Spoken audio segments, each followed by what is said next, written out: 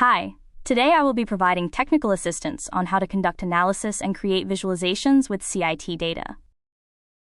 First, we'll focus on analyzing pass and fail rates across different demographics. I'm just cleaning up the data by removing the first row so that there is only one header, and selecting the entire dataset and clicked Insert, and then a table to make it easier to work with.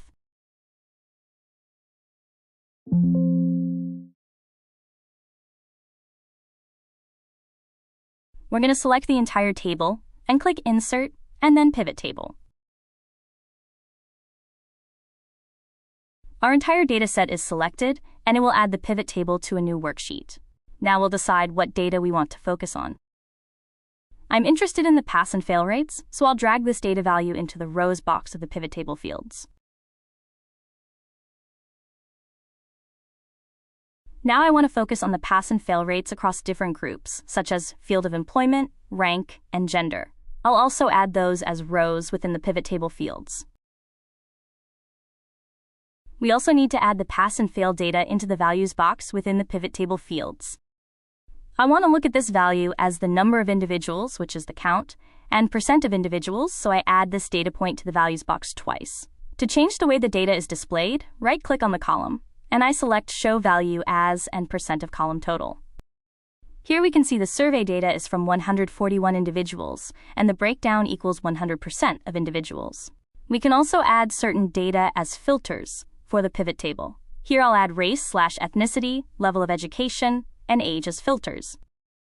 Click any of the plus or minus signs to minimize or expand your table. Now you can filter down your table by race/ethnicity, education, and/or age, and expand the table to see these values across fields, rank, and gender.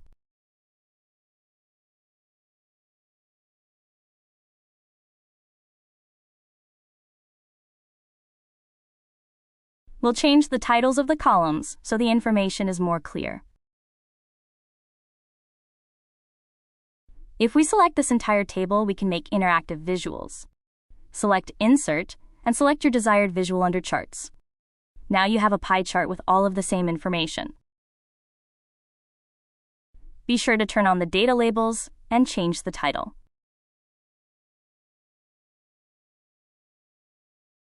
Select any of the filters within the visual to look at the pass and fail rates across specific demographics.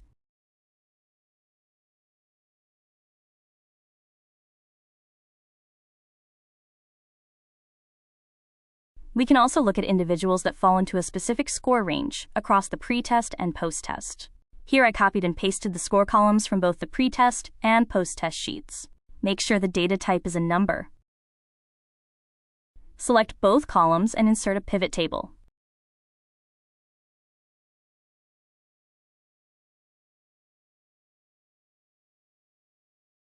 Let's add the pre-test scores as a row within the pivot table fields. We want to view these values as ranges, so right-click on this column in the pivot table and select Group. We want to start at a score of 0 and end with 100, and I'll choose to have the ranges in increments of 10. Then, we'll add the pre-test and post-test scores as values in the pivot table fields. Again, I want to show both columns' values as percent of the column total.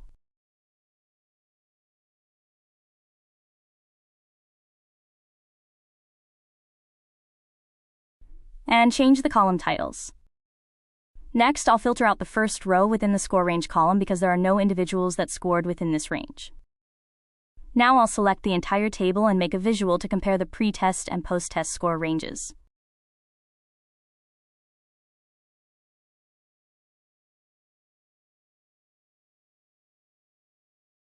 And then add data values and titles.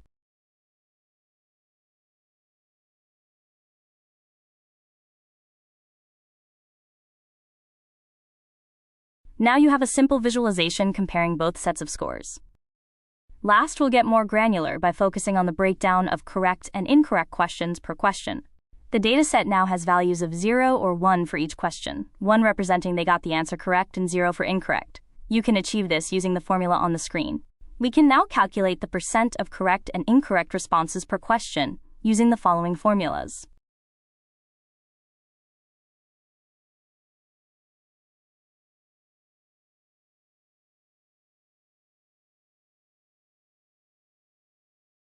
make sure the data are being captured as percentages.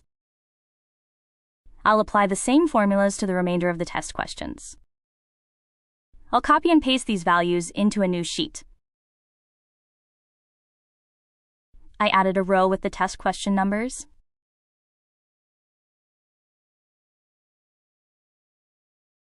I'll select these correct and incorrect values and insert a 100% stacked bar chart.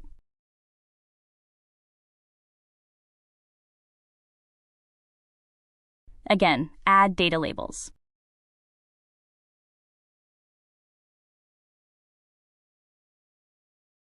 Click on the bars in the chart to change the colors. I'll use green to represent correct and red for incorrect.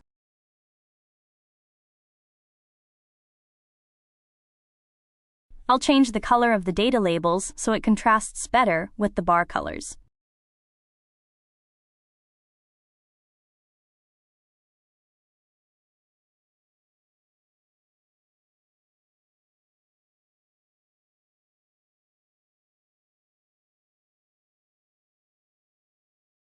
Let's change the width of the bars for easier viewing. We'll change the series to state correct and incorrect by selecting and choosing Select Data. Choose Series 1 and select Edit to change the name. Do the same for Series 2.